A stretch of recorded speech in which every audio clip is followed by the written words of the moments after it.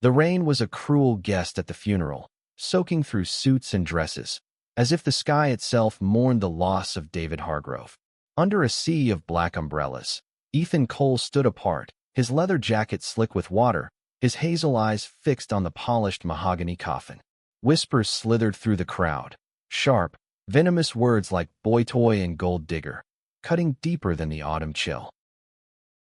Ethan, 38, had loved David fiercely, unapologetically, for 5 years. They'd met at a dive bar in Chicago's Boys Town, where David, a silver-haired architect with a laugh that could warm a room, bought Ethan a whiskey and asked about the scars on his knuckles. Ethan, a carpenter with a past he rarely spoke of, had been guarded, but David's quiet persistence cracked him open like a book long forgotten on a shelf. Their love wasn't loud or performative. It was built in late-night talks, shared silences, and the way David's hand fit perfectly in Ethan's calloused palm. Now, standing at the edge of the cemetery, Ethan felt the weight of 100 eyes. David's family, his estranged sister, Margaret, and her husband, Paul, stood at the front, their faces tight with grief and something uglier. They'd never approved of Ethan, a man too rough around the edges for their polished world. To them, he was a phase, a mistake David made in his 50s, a midlife crisis with a heartbeat. The whispers grew louder when a sleek black car pulled up, and out stepped Lucas, David's 8-year-old son from a long-ago marriage. The boy's presence was a reminder of a life David had lived before Ethan, a life the family clung to as proof that Ethan didn't belong. "Stay back," Margaret hissed as Ethan stepped toward the grave. Her voice was low, but it carried, and heads turned. "You've done enough." Ethan's jaw tightened, but he stayed silent. He wasn't here to fight. He was here for David, for the man who'd taught him that love could be a home, not a battlefield. But the whispers followed him like shadows. "He's just after the money. Look at him, barely half David's age. Disgraceful." The service began, a somber affair led by a pastor who spoke of David's legacy, his buildings, his generosity, his love for his son. Ethan's name was never mentioned. He stood at the back, rain dripping from his hair, feeling like an intruder in a life he'd helped build. Lucas, small and solemn in a too-big suit, clutched a single white rose, his eyes searching the crowd. When they landed on Ethan, a flicker of recognition passed between them, and Ethan's heart ached. Lucas knew him. Lucas had called him Uncle Ethan during summer barbecues, had laughed when Ethan taught him to whittle sticks into tiny boats. But today, Lucas was surrounded by family, and Ethan was an outsider. As the coffin was lowered, Margaret's voice cut through the rain again. "You shouldn't be here," she said, loud enough for the crowd to hear. "This is for family, not whatever you were to him." Ethan's hands balled into fists, but he kept his gaze on the ground. He wouldn't give her the satisfaction of a scene. Not today. Not when David deserved peace. But then Lucas broke free from his aunt's grip, his small shoes splashing through puddles as he ran to Ethan. The boy threw his arms around Ethan's waist, burying his face in the wet leather. "Daddy," Lucas sobbed, his voice muffled but clear enough to stop the world. Silence fell, heavy and absolute. The whispers died. Margaret's face drained of color. Paul's mouth opened, then closed. The crowd shifted, their eyes darting between Ethan and the boy clinging to him. Ethan froze, his heart pounding. Lucas had never called him that before. Uncle Ethan, yes. Friend, yes. But Daddy? That word was a gift, a wound, a truth he hadn't dared claim. He knelt, rain soaking his knees, and pulled Lucas close. "I'm here, kid," he whispered, his voice rough with emotion. "I'm here." The moment stretched, fragile and sacred, until Margaret's sharp voice shattered it. "Get him away from my nephew," she demanded, storming forward. But Lucas clung tighter, and Ethan stood, lifting the boy into his arms.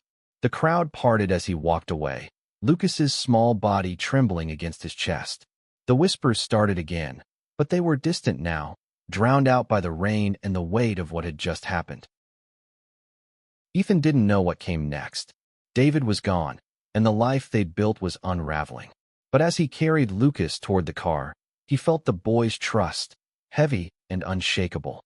For the first time that day, Ethan didn't feel alone. The days after the funeral were a blur of grief and confrontation. Ethan's small apartment in Logan Square became a refuge, a place where he could shut out the world and its judgments. He hadn't planned to take Lucas in, but the boy had refused to leave his side after the cemetery. Margaret had fought it, of course, threatening legal action, claiming Ethan had no right. But Lucas's grandmother, Ellen, David's mother, had intervened. She was the only one in the family who'd ever warmed to Ethan, who'd seen the way David's eyes lit up when Ethan was near. "Let the boy stay," she'd said, her voice frail but firm. "He needs someone who loved David as much as he did." So Lucas stayed, sleeping on a fold-out couch in Ethan's living room, surrounded by half-finished wood carvings and old records David had loved. Ethan wasn't a father, not really, but he knew how to listen, how to sit with Lucas in silence when the boy's grief was too big for words. They ate pizza on the floor, watched old westerns, and talked about David, his terrible puns, his obsession with vintage typewriters, the way he'd hum off-key while cooking breakfast. But the world outside wasn't done with them. Margaret's lawyers sent letters, demanding custody, citing Ethan's unstable lifestyle and inappropriate relationship with David. The accusations stung, not because they were true, but because they reduced Ethan's love to something cheap and fleeting. He hired a lawyer of his own, a woman named Priya, who worked pro bono for cases like his. She was sharp, fierce, and didn't flinch at the family's wealth or influence. "You've got a fight ahead," Priya warned, her office cluttered with legal books and coffee mugs. "They'll use everything, your past, your job, your relationship with David. But Lucas wants to be with you. That matters." Ethan nodded, his throat tight. He'd spent years running from his past, a childhood in foster care, a stint in juvie for petty theft, a life of scraping by. David had seen past all that, had loved him for the man he'd become, not the boy he'd been. Now, Ethan had to prove he was enough for Lucas, too. The first court hearing was a week away, and Ethan felt the weight of it like a storm on the horizon. He didn't have David's money or connections, but he had something Margaret didn't: Lucas's trust. Every night, when Lucas climbed onto the couch and asked Ethan to tell him a story about David, Ethan felt a flicker of hope. Maybe, just maybe, they could build something new from the ashes of what they'd lost. The courtroom smelled of polished wood and stale coffee, a sterile contrast to the chaos of Ethan's emotions. He sat at a table with Priya, his hands clasped tightly to keep them from shaking. Priya leaned close. "They'll try to paint you as unfit," she said. "Stay calm. Let me handle the attacks." Ethan nodded, but his stomach churned. The judge, a woman with gray hair and a no-nonsense gaze, called the room to order. Margaret's lawyer wasted no time, launching into a litany of reasons Ethan couldn't be trusted with Lucas. His lack of a stable income, his criminal record from 2 decades ago, his unconventional relationship with David. The word Boytoy wasn't said aloud, but it hung in the air, woven into every insinuation. "Mr. Cole has no legal claim to the child," the lawyer said, his voice smooth as oil. "He was merely a companion to Mr. Hargrove. Ms. Margaret Hargrove, as the boy's aunt, is better suited to provide a stable, traditional home." Ethan's jaw clenched, but Priya's hand on his arm kept him grounded. When it was her turn, she stood, her voice steady and commanding. "Your Honor, Ethan Cole was David Hargrove's partner for 5 years. He was a constant presence in Lucas's life, chosen by David to co-parent his son. Lucas himself has expressed a clear preference to remain with Mr. Cole, a man who has shown unwavering care and stability." The judge's eyes flicked to Ethan, assessing. He felt exposed, like every scar and mistake was laid bare. But then Priya called Ellen, David's mother, to the stand. The older woman moved slowly, her cane tapping the floor, but her voice was clear. "David loved Ethan," she said. "He trusted him with Lucas. I saw it.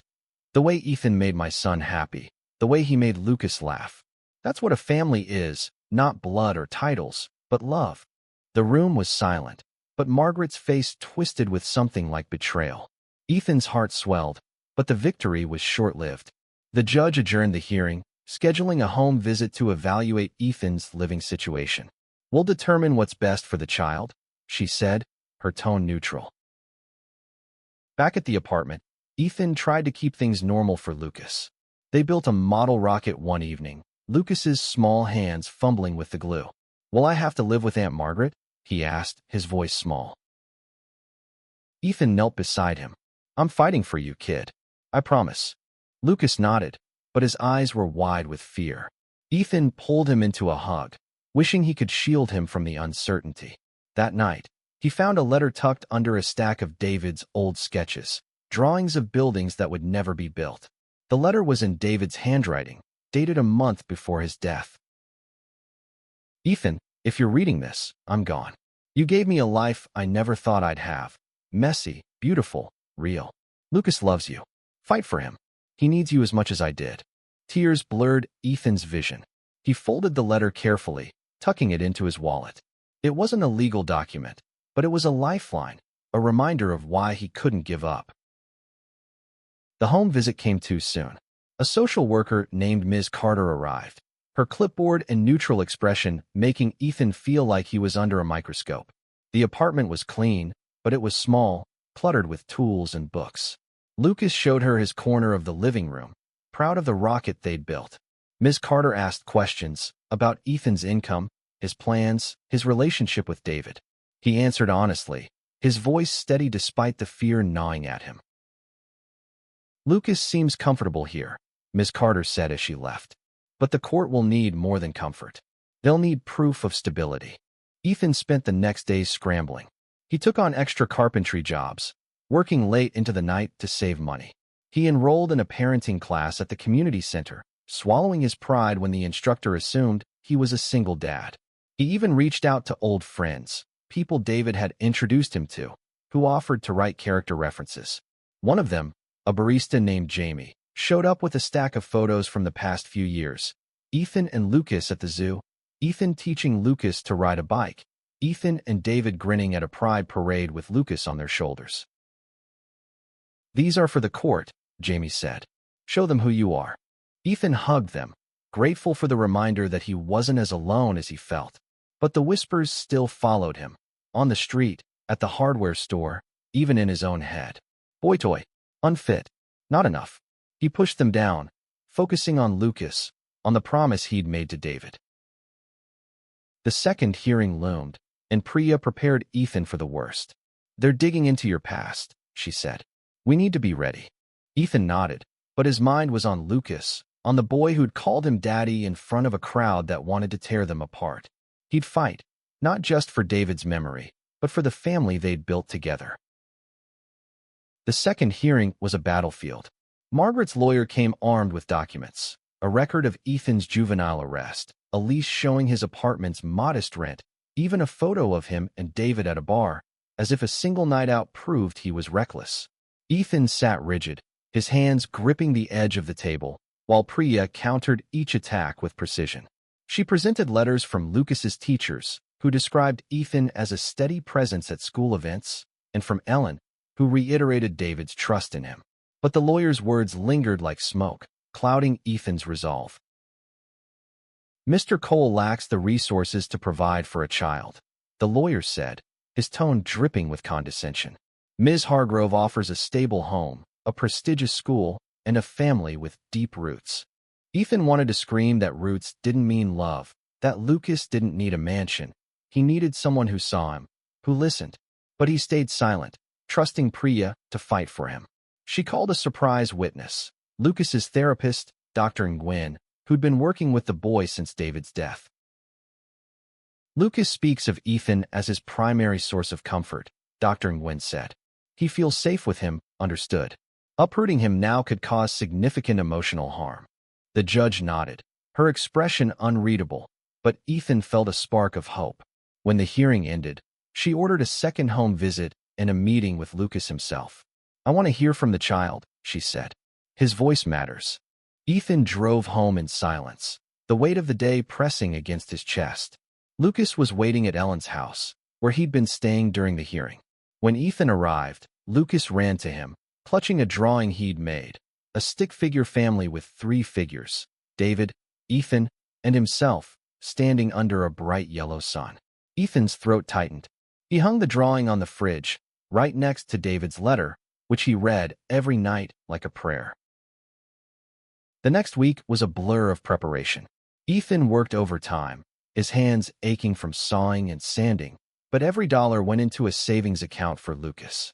He met with Dr. Nguyen, who helped him understand how to talk to Lucas about the court case without scaring him. "Be honest," she said. "He's stronger than you think." The second home visit was less clinical than the first. Ms. Carter arrived with a warmer smile, asking Lucas about his favorite things, his rocket, his books, the stories Ethan told him about David. Lucas talked animatedly, his shyness melting away. "Ethan makes pancakes like Dad did," he said, grinning. "With chocolate chips." Ms. Carter's pen paused, and Ethan caught a flicker of approval in her eyes. But the meeting with Lucas was the real test. It was held in a small office at the courthouse, just Ethan, Lucas, Ms. Carter, and the judge. Ethan wasn't allowed to speak, only to sit and listen as Lucas answered questions. "Who takes care of you when you're sad?" the judge asked. "Ethan," Lucas said without hesitation. "He tells me stories about Dad. He doesn't make me forget, but he makes it hurt less." Ethan's eyes burned, but he kept his composure. The judge asked more, about school, about Margaret, about what Lucas wanted. "I want to stay with Ethan," Lucas said, his voice small but firm. "He's my family." The judge didn't respond, but her gaze softened. When the meeting ended, Ethan hugged Lucas tightly, whispering, "You did great, kid." He didn't know if it was enough, but it was everything they had. Back at the apartment, life settled into a fragile rhythm. Ethan took Lucas to the park, where they flew the model rocket, its red tail streaking against the gray sky. Neighbors started to notice. Old Mrs. Rodriguez from across the hall brought over empanadas, saying, "You're doing good, Mijo." Jamie, the barista, stopped by with more photos, including one of Ethan carrying Lucas on his shoulders at a street festival. The community was small, but it was theirs, and it gave Ethan strength. But Margaret wasn't done. A week before the final hearing, she showed up at Ethan's door, her face a mask of controlled fury. "You're confusing him," she said. "He's a child. He doesn't know what's best. He knows what love feels like." Ethan shot back, his voice low to keep Lucas from hearing. "You can't buy that with money or a big house." Margaret's eyes narrowed. "This isn't over." She left, but her words lingered, a reminder that the fight was far from won. Ethan threw himself into proving her wrong. He worked with Priya to gather more evidence. Pay stubs, character references, a lease for a bigger apartment he'd found in a better school district. He didn't sleep much, but every exhausted moment was for Lucas, for David, for the family they'd promised each other. As the final hearing approached, Ethan felt the weight of every choice he'd made, every scar he carried. He wasn't perfect, but he was Lucas's, and Lucas was his. That had to be enough. The night before the final hearing, Ethan couldn't sleep. He sat on the couch, Lucas asleep in his lap, the boy's soft breaths a quiet anchor in the storm of his thoughts. The apartment was packed with boxes. Ethan had signed the lease for the new place, a 2-bedroom in a quieter neighborhood with a park nearby. It was a leap, one he couldn't afford without dipping into David's life insurance, but he'd done it for Lucas, for their future. He traced the edges of David's letter, now worn from constant handling. Fight for him. Ethan had, every step of the way, but doubt gnawed at him. What if the judge saw only his past? What if Margaret's wealth and influence won out? He pressed his lips to Lucas's forehead, whispering, "I won't let you go." Morning came too fast. The courtroom was packed. Ellen, Jamie, even Mrs. Rodriguez sat in the back, their presence a quiet show of support. Margaret was there, too, her face unreadable, her lawyer flipping through a thick stack of papers. Ethan's heart raced, but Priya's steady hand on his shoulder kept him grounded. The hearing began with Margaret's lawyer doubling down. He presented a financial plan for Lucas, complete with private school brochures and trust fund details. "Ms. Hargrove can provide opportunities Mr. Cole cannot," he said. "A child needs stability, not sentiment." Priya stood, her voice cutting through the room. Stability isn't just money. It's love, trust, and consistency. Things Ethan Cole has given Lucas every day since David Hargrove's passing. She submitted the photos, the letters, Lucas's drawing, and Dr. Nguyen's report. She called Jamie to the stand, who spoke of Ethan's quiet strength, his presence at every school event, every scraped knee. Then came the moment Ethan dreaded. Margaret took the stand. She spoke of her love for Lucas, her plans to give him the best education, the best life. But her words faltered when the judge asked, "When was the last time you spent a day with Lucas?" Margaret hesitated.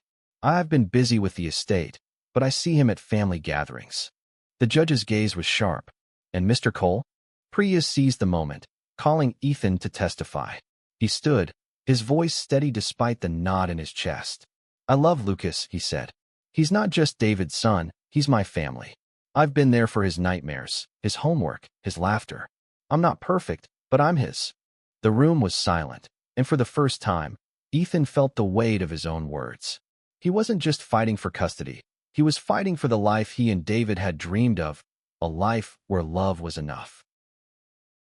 The judge called a recess, and Ethan stepped outside, needing air. Lucas was with Ms. Carter, but Ellen found him, her frail hand gripping his. "You're doing right by my boy," she said, her eyes wet. Both of them. When the hearing resumed, the judge delivered her ruling. "The court's priority is the child's well-being," she said. "Lucas Hargrove has expressed a clear preference for Mr. Cole, supported by evidence of a stable, loving environment. Custody is granted to Ethan Cole, with visitation rights for Ms. Hargrove." Ethan's breath caught. Priya squeezed his arm, her smile wide. Margaret's face crumpled, but she didn't argue. The room buzzed, but Ethan barely heard it. All he could think about was Lucas, waiting in the next room. When they reunited, Lucas ran to him, arms wide. "Can I stay with you?" he asked, his voice trembling. "Forever, kid," Ethan said, lifting him up. The weight of the moment settled over him. Joy, relief, and a new kind of responsibility. He wasn't just Uncle Ethan anymore. He was Daddy. The days that followed were a whirlwind. Ethan and Lucas moved into the new apartment, a place with space for Lucas's books and Ethan's tools. They painted the walls a bright blue, Lucas's choice, and hung his drawing in the living room. Ellen visited often, bringing stories of David as a boy, filling the gaps in Lucas's memories. But the victory wasn't without scars. Margaret sent a letter, formal and cold, requesting monthly visits. Ethan agreed, knowing Lucas needed his family, even the parts that hurt. He drove Lucas to the first visit, watching from the car as Margaret hugged him stiffly. It wasn't perfect, but it was a start. At night, Ethan tucked Lucas into bed, reading from David's favorite book, The Little Prince. Lucas listened, his eyes heavy, and whispered, "I'm glad you're my dad." Ethan's heart swelled. He kissed Lucas's forehead, turned off the light, and stepped into the living room. The apartment was quiet, but it felt full of love, of memories, of a future they'd build together. For the first time since the funeral, Ethan felt like he was exactly where he was meant to be. The new apartment smelled of fresh paint and possibility, but Ethan still woke each morning expecting to hear David's voice. Instead, it was Lucas's laughter or the clatter of cereal bowls that greeted him. They were building a life, piece by piece, but the echoes of the funeral, of the whispers and the judgment, lingered like ghosts. Lucas started at a new school, a public one with a good art program that David would have loved. Ethan walked him there every morning, their hands swinging between them. The other parents were kind, some curious, but none whispered Boytoy. They saw Ethan as Lucas's dad, and that was enough. Still, Ethan felt the pressure to prove himself, to be more than the man Margaret's lawyer had painted him to be. He took on a big carpentry job, restoring furniture for a local shop. The work was steady, the pay decent, and it gave him time to be home when Lucas needed him. But the late nights sanding wood left him exhausted, and he worried he wasn't doing enough. Lucas noticed, too, his small voice cutting through one evening as they ate takeout on the couch. "Are you okay?" Lucas asked, his fork paused mid-bite. Ethan forced a smile. "Just tired, kid. Work's keeping me busy." Lucas frowned. "You don't have to do everything. Dad always said you're enough." The words hit Ethan like a punch. He set down his plate, pulling Lucas into a hug. "You're too wise for your own good," he said, his voice thick. Lucas giggled, and the moment passed, but Ethan carried it with him, a reminder of why he kept going. Margaret's visits were a delicate dance. She was polite but distant. Her conversations with Lucas focused on school and rules, never stories or laughter. Ethan stayed out of the way, but he saw the way Lucas's shoulders tensed around her. After one visit, Lucas climbed into Ethan's lap and whispered, "She doesn't talk about Dad." Ethan didn't know what to say. He wanted to shield Lucas from the pain, but he couldn't erase Margaret's grief or her resentment. Instead, he took Lucas to the park, where they flew kites and talked about David's terrible taste in hats. It wasn't a fix, but it was a bandage, and for now, that was enough. Community became their lifeline. Jamie organized a game night at the coffee shop, where Lucas beat everyone at Uno, his laughter filling the room.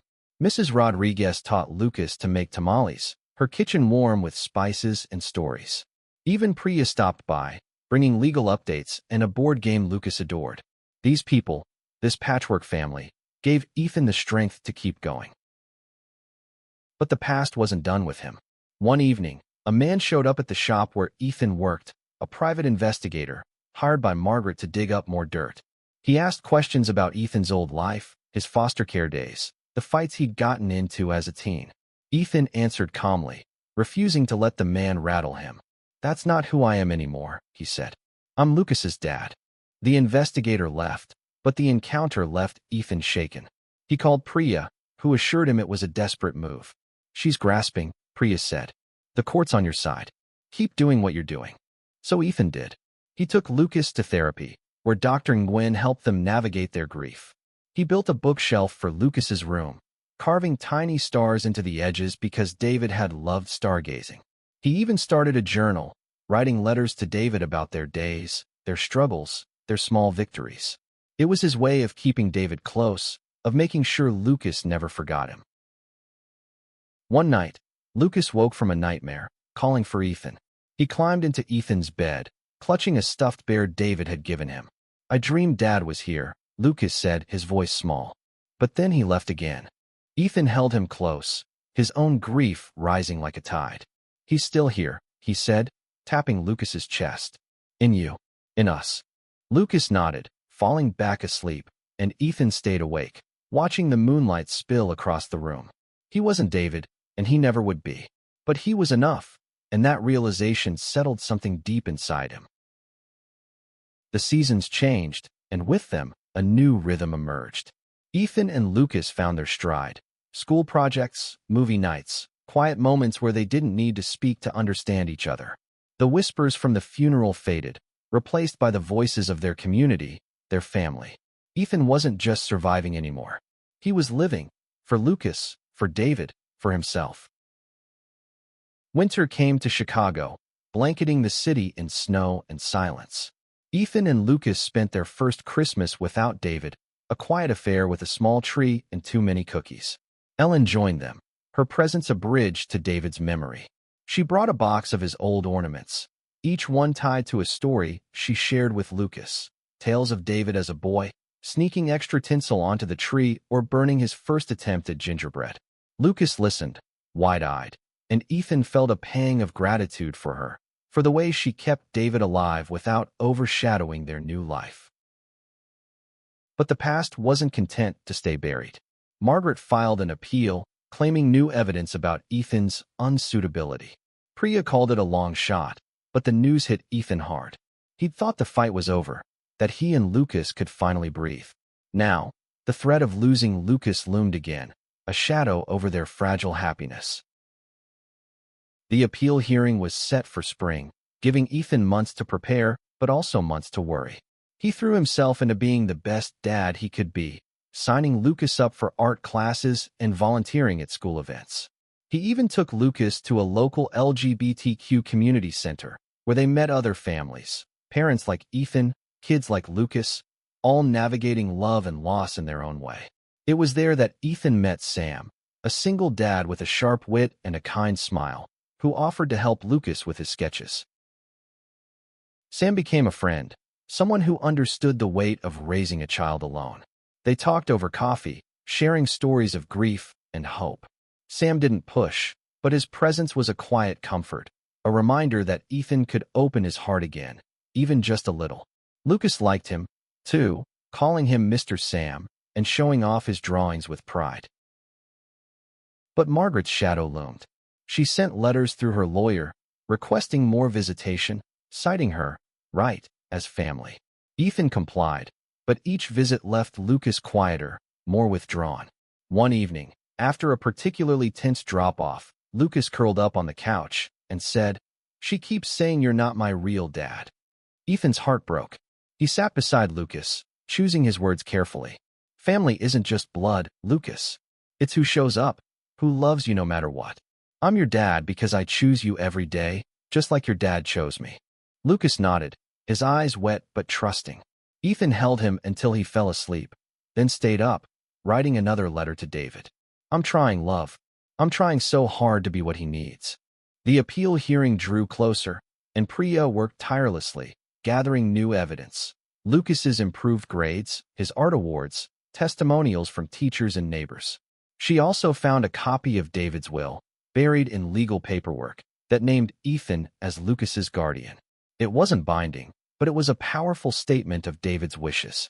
Ethan clutched the document like a lifeline, reading David's words over and over. "Ethan is my family, and Lucas's." The hearing arrived with a bitter March wind. Margaret's lawyer leaned hard on Ethan's past, digging up a decades-old bar fight that had landed Ethan in the hospital. A man with a history of violence cannot be trusted with a child, he argued. Priya countered with fire, presenting the will, Lucas's progress, and a letter from Sam, who'd become a character witness. "Mr. Cole has built a stable, loving home," she said. "He's shown resilience and dedication, qualities David Hargrove valued in him." The judge listened, her face impassive, but Ethan caught a flicker of something. Empathy, maybe, when Lucas took the stand. The boy spoke softly but clearly, describing life with Ethan, the rocket launches, the bedtime stories, the way Ethan made him feel safe. "He's my dad," Lucas said, and Ethan's eyes burned with tears. The ruling came swiftly. The appeal was denied, custody upheld. Margaret's shoulders slumped, and for the first time, Ethan saw grief in her eyes, not anger. He approached her after the hearing, Lucas at his side. "We're family, Margaret," he said quietly. "You can be part of this if you want." She didn't respond, but she nodded, a small crack in her armor. It wasn't reconciliation, but it was a start. Spring brought new beginnings. Ethan and Lucas planted a small garden on their balcony, a project David would have loved. Sam joined them, his laughter blending with Lucas's as they dug in the dirt. Ethan felt something shift, a lightness, a possibility. He wasn't replacing David, but he was opening a door, just a little, to something new. Summer arrived, painting Chicago in vibrant greens and golds. Ethan and Lucas settled into their new life, the scars of the past fading like old paint. The apartment was a home now, filled with Lucas's artwork, Ethan's carvings, and photos of David that lined the walls like stars in their sky. The whispers from the funeral were gone, replaced by the hum of a life built on love. Margaret's visits became less tense. She started bringing Lucas small gifts, a sketchbook, a model car, and once she even asked Ethan about David, her voice soft with memory. It wasn't forgiveness, not yet, but it was progress. Ethan welcomed it, for Lucas's sake and for the family David had wanted them to be. Sam became a fixture, too. He and Ethan took Lucas to the lake, teaching him to skip stones and laughing when they all ended up soaked. One evening, as they watched the sunset, Sam reached for Ethan's hand, tentative but warm. Ethan didn't pull away. It wasn't love, not yet, but it was a spark, a promise that life could hold more than grief. Lucas thrived. His art won a school award, and Ethan framed it, hanging it beside David's sketches. At night, they read The Little Prince together, Lucas's voice growing stronger with each chapter. "You're my fox," he told Ethan one night, referencing the book's tale of taming and love. Ethan laughed, his heart full. The first anniversary of David's death came quietly. Ethan and Lucas visited his grave, bringing a white rose like the one Lucas had held at the funeral. They sat in silence, the summer breeze carrying their thoughts. Lucas spoke first. "I think Dad's happy we're together." Ethan nodded, his throat tight. "I think so too." They returned home to find Ellen waiting, a picnic basket in hand. They ate in the park, joined by Jamie, Mrs. Rodriguez, and Sam, a patchwork family bound by love and loss. As Lucas ran ahead, chasing fireflies, Ethan felt David's presence, not as a ghost, but as a warmth, a foundation for everything they'd built. The whispers of Boytoy were gone, silenced by a child's love and a man's resilience. Ethan wasn't just Lucas's dad. He was David's legacy, a testament to a love that had defied judgment and time. As the stars emerged, Ethan looked at Lucas, at their family, and knew they were exactly where they were meant to be.